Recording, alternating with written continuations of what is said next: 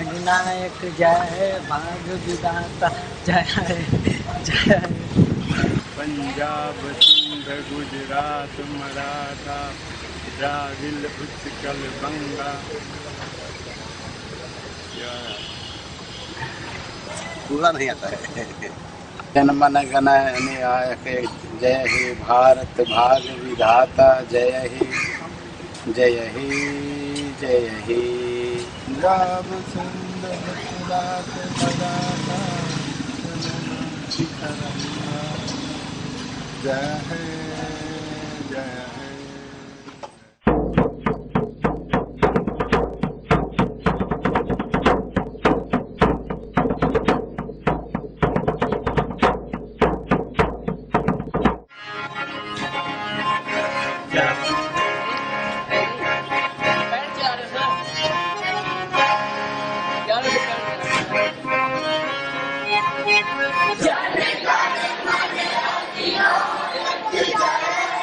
Bharat Bhagya Vidhata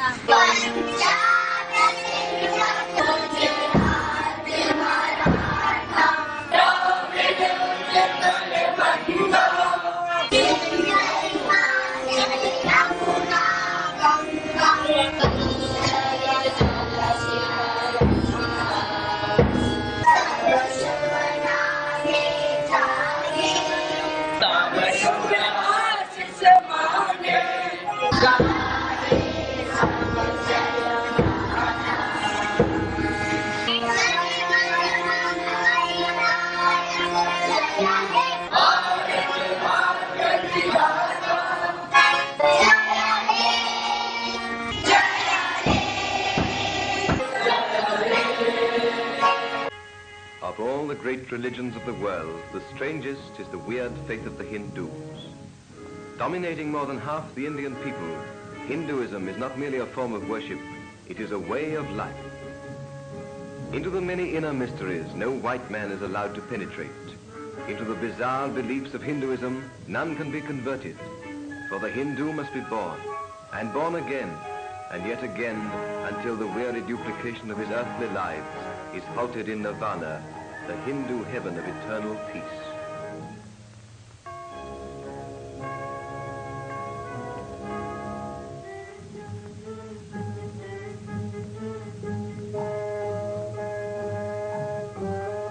Every Hindu believes in one God, the supreme spiritual being, permeating men, women, animals, and all the visible world. But not in God, one and indivisible, for the God of the Hindu can manifest himself in many forms, and to each form of God, its temples and its devotees. Here an idol of the goddess Kali is carried on a tour of her domain. Kali is the form of God which governs and delights in blood. Kali the terrible, whose anger must be allayed with sacrifice. Once upon her altar human beings bled to death. Now the blood of goats is held to be enough to satisfy her thirst. Her idol is of solid gold, inlaid with precious stones and hung with jasmine. In Hindu mysticism, Kali is the wife of Shiva, the destroyer. But the destroyer can delight in not destroying, and in that mood he is Nandi the bull, Nandi the joyous, worshipped as an embodiment of the force of reproduction. For him too there are rites, with prayers and incantations, and with ceremonial processions round his sacred image. For the delight of his pleasure-loving senses, an offering of sandalwood is held below his nostrils. To augment the many moods of God is one of the imperatives of Hindu ritual, and every animal is pressed into the service. Kali the terrible, who rides upon a tiger. Lakshmi, the goddess of wealth and beauty, and beside her Krishna, the Hercules of Indian mythology, one of the incarnations of Vishnu. Shiva, the destroyer and reproducer, whose attendants are the snakes and whose symbol is the bull. Among the sons of Shiva, Ganesh is the elephant-headed god of learning and good luck.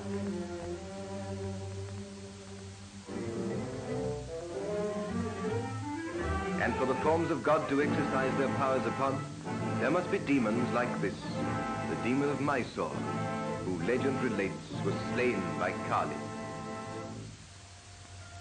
Kali, in her other name of Durga, whose temples are always blood red like the blood she rules, has made sacred another form of animal besides the tiger. Here in the temple of Benares, the white-robed priests induct a stranger congregation than can be found in any other quarter of the world.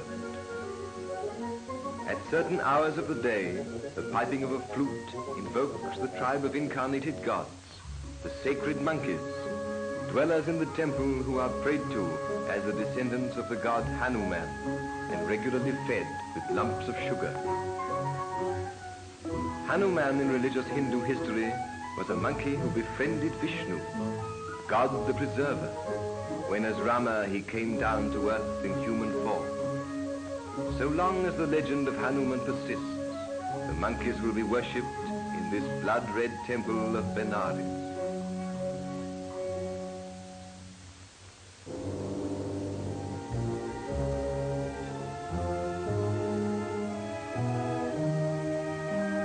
At Belur and Halibib stand temples which have been won back from the jungle.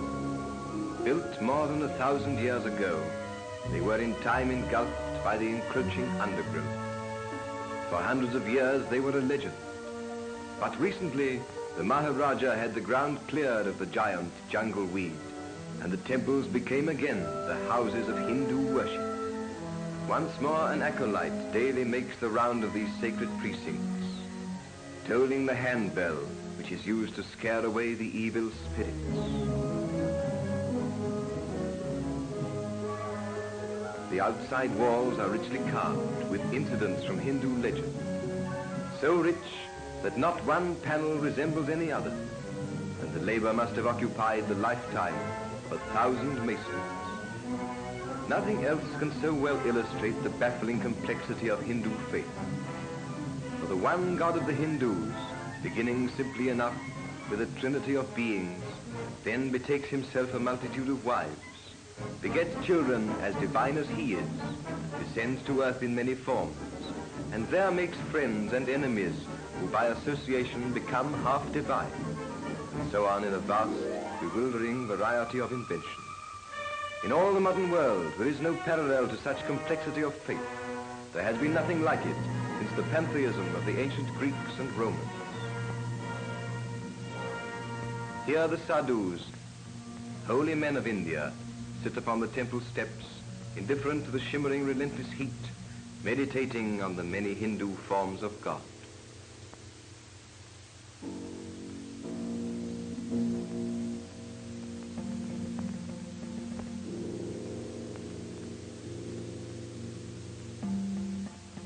And here within the temple is the holiest of holies, sacred to Shiva and the dance of destruction.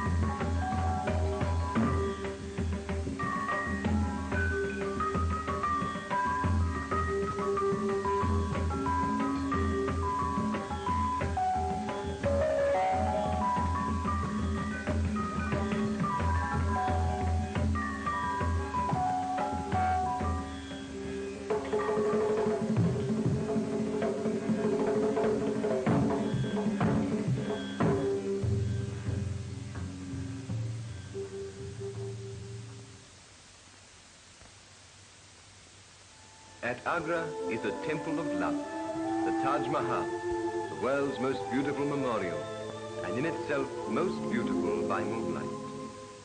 The Taj Mahal was built in memory of the Queen and Emperor adored, the Mumtaz-i-Mahal, which is in Hindustani the elect of the palace. The Mumtaz was beloved as no other woman has been loved before or since. In life, she bore the Emperor 14 children, and she died in giving birth to the last. In death, the royal Shah Jahan made their passion deathless in this dream of beauty, frozen into white marble, which is inlaid with precious stones. 22 years were spent in building a tomb beautiful enough to formulate an emperor's bereavement.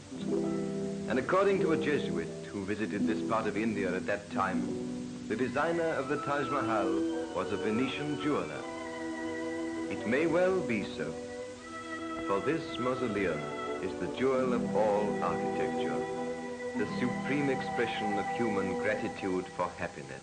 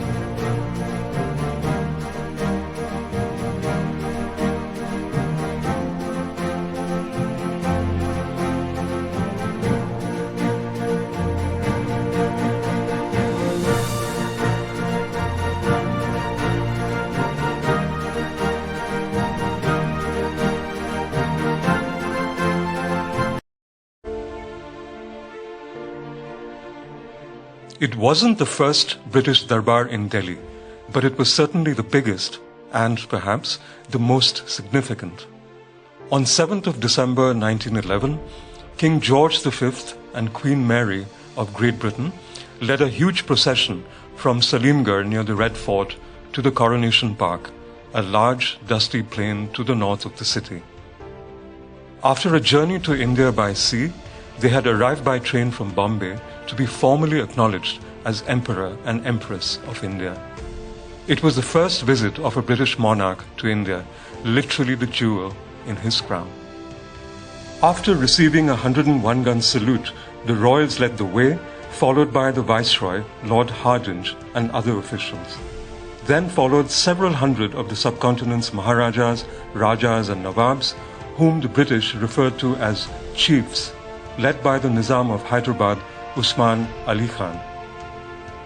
The 1911 Darbar was held in this city of about 4,000 tents, spread across 25 square miles, and on which nearly £1 million were spent and paid for by the colonial government and the people of India, besides, of course, the personal expense of India's royals.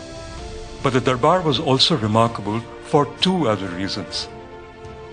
During the course of official celebrations that lasted until 16th December, the annulment of the first partition of Bengal was announced by George V. He also declared, "We have decided upon the transfer of the seat of the government of India from Calcutta to the ancient capital of Delhi." George V laid the foundation stone for New Delhi, a modern imperial city to eclipse even that of the Mughals. But George V certainly behaved like a Mughal. He presided over a parade of 50,000 troops. He doled out numerous honors. The highest, Knight Grand Commander of the most exalted star of India, was awarded to Ganga Singh of Bikaner, Umed Singh of Kota, Jagatjit Singh of Kapurthala, the Nizam of Hyderabad, and Muhammad Shah, the third Aga Khan. India's royals, among them the Begum of Bhopal, Kai Khusrau Jahan, were treated and seated according to the gun salute hierarchy. The Nizam and the rulers of Mysore and Baroda had pride of place on account of their 21 gun salutes accorded by Britain. Others followed in the order of 19, 17, 15, 13, 11, and 9 gun salutes. King George and Queen Mary visited the Red Fort and even held Jharoka Darshan, a public viewing from a balcony of the fort in the style of the Mughals. They were eager to depart on a journey across India and a hunting trip to Nepal. International media and nascent film companies vied with each other for access and coverage of the months-long visit.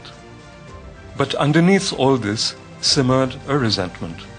The scandal of the Darbar came when Sayaji Rao Gaikwad III of Baroda bowed once instead of the prescribed 3 times and turned to walk back to his place instead of walking backward. It was taken as a huge insult. The Gaikwad was later pressured to apologize, but this event signaled imminent change for such galas that had become the high point of the empire. When the administration of British India passed from the East India Company to the Crown after the revolt of 1857, which also marked the demise of the Mughal Empire, the imperious attitude transferred seamlessly. Queen Victoria was proclaimed Empress of India in 1876. In India, it was celebrated in 1877 at Coronation Park. The Viceroy, Lord Lytton, presided over the ceremony. Even though it took place in the wake of acute famine in central and northern India, over 100 Maharajas, Nawabs and Rajas, besides the Princess of Tanjore and the Begum of Bhopal, gathered to pay homage to Victoria. The display was grander at the Second Delhi Darbar in 1903. In the wake of a great famine that killed people and cattle in the millions, it was held to mark the reign of Edward VII. The Viceroy, Lord Curzon, supervised lavish and minute details alike. The royal camps were provided sanitation facilities and electricity. String bands played at night. Pavilions were set up near the present-day interstate bus terminal to exhibit art and jewelry of India's royals. A ball was held at the Red Fort for which Curzon ordered alterations to the Diwani arm and the Diwani Khas. A special telegraph office at the site transmitted Curzon's speech on 1st January to the media in London. Curzon even found time to replace the lost Darbar medal of the Nizam of Hyderabad, Mehboob Ali Khan. Talk of a fourth Darbar in the 1930s came to nothing. Besides criticism in both Britain and India of the massive expenses, rising Indian nationalism would have made another Darbar hugely unpopular. That sentiment endures. Coronation Park is today a refuge of colonial relics, among them a defaced marble statue of George V.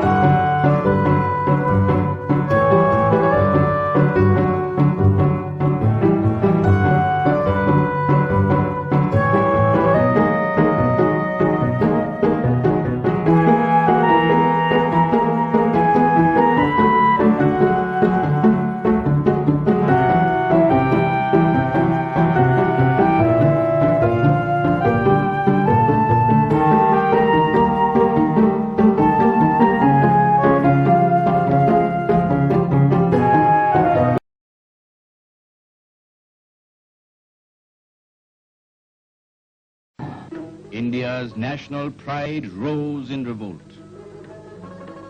Patriotic urge to action moved the people. It was a spontaneous mass upheaval.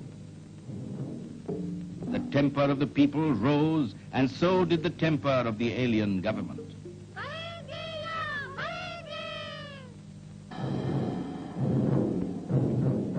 6 days after the internment, give us a brief expression of greeting and friendship through Fox British Movie Tone News for the British public, please, Mr. Gandhi. Well, I'm glad to be able to say that the circle of British friends is ever increasing, and it could not be otherwise, as the Satyagraha movement, however much it may be misrepresented, is nothing but a movement for promoting goodwill amongst those against whom we seem to be fighting. Therefore, I have no misgivings as to the ultimate result. It has been called the largest mass migration in human history outside war and famine. Over 20 million people were displaced and up to 1 million lost their lives. Families found themselves uprooted from a land they had inhabited for generations. Starting in August 1947, they had to now make their way through what had become hostile territory and cross new borders, dividing lines that had been arbitrarily drawn. When the geographic details of the new borders trickled in, law and order rapidly broke down. There were large-scale looting and massacres based on religion. Women were raped and children killed. The partition of India brought along horrors that left a newly independent India devastated. In the run-up to partition, while the Muslim League was adamant about the creation of Pakistan, there were powerful voices against it. Mahatma Gandhi said that Hindus and Muslims were sons of the same soil of India. They were brothers who therefore must strive to keep India free and united. But Gandhi was defied as the Congress agreed to the Muslim League's demand for a separate nation after much resistance. It was a demand that had taken concrete shape at the Lahore session of the Muslim League in 1940.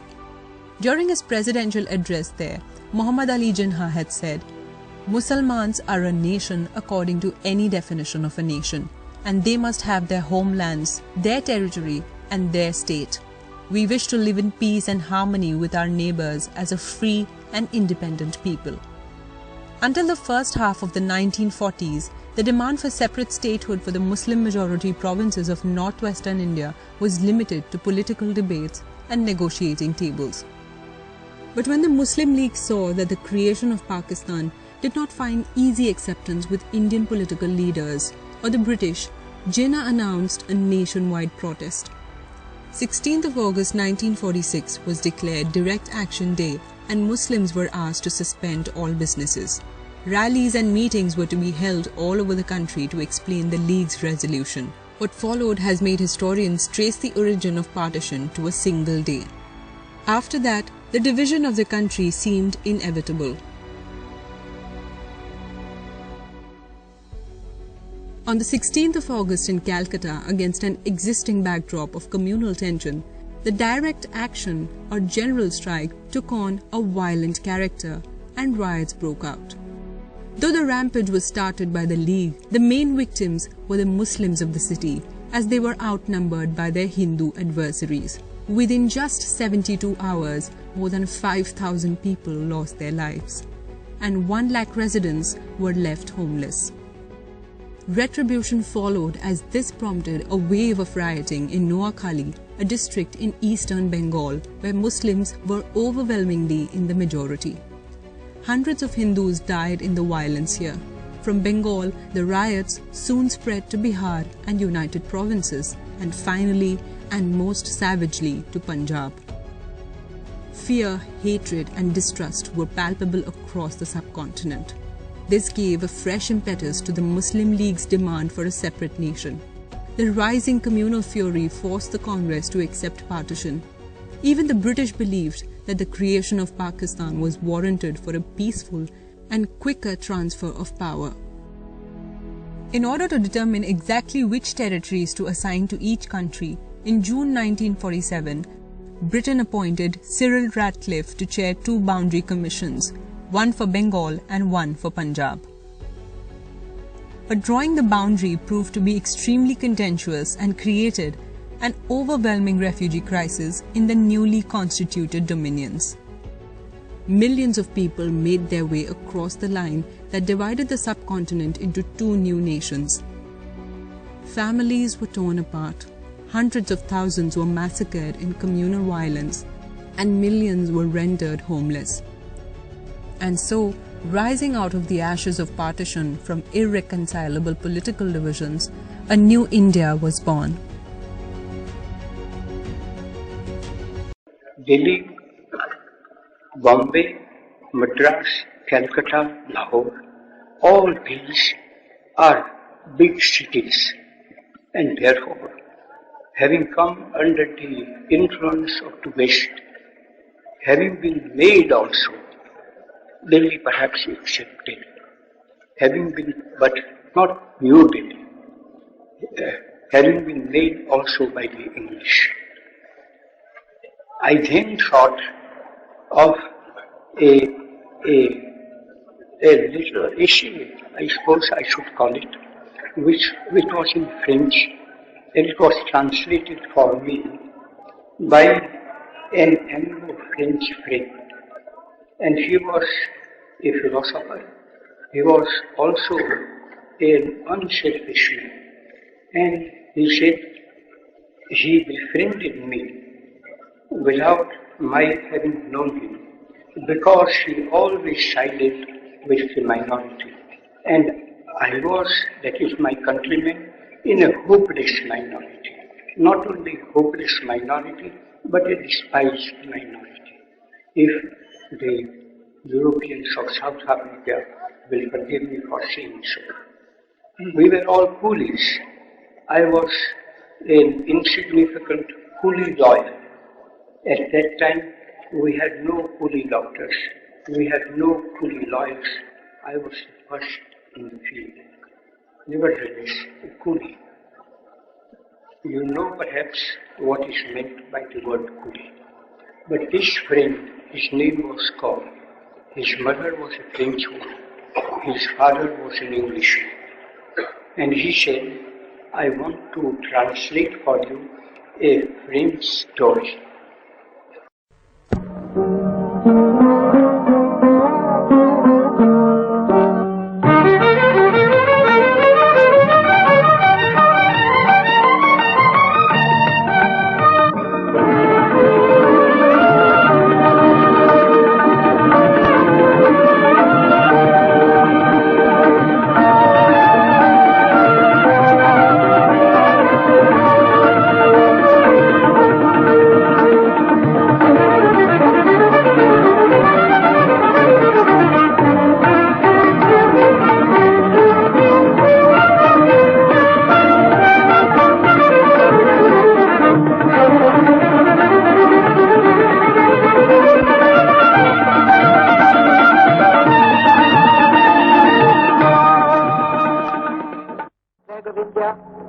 Shall be a horizontal tricolor of deep saffron, capering, white and dark green in equal proportion. In center of the white band, there shall be a wheel in navy blue to represent the charpa.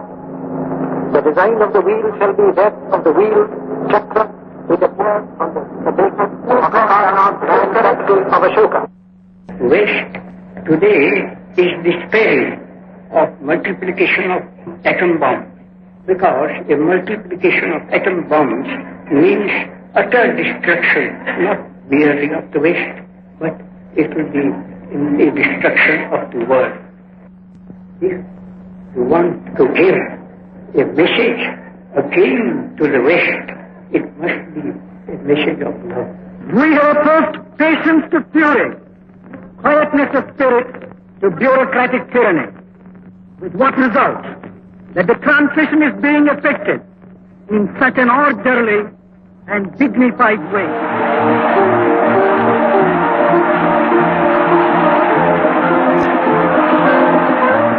The Independence Day was celebrated with great enthusiasm all over the country. Bombay, Calcutta, Madras, and in fact in every town and village. The Prime Minister Jawaharlal Nehru unfurled the tricolour on the ramparts of the historic Red Fort. Jawaharlal Nehru said, "To India, our much-loved motherland, the ancient, the eternal, and the ever-new, we pay our reverent homage, and we bind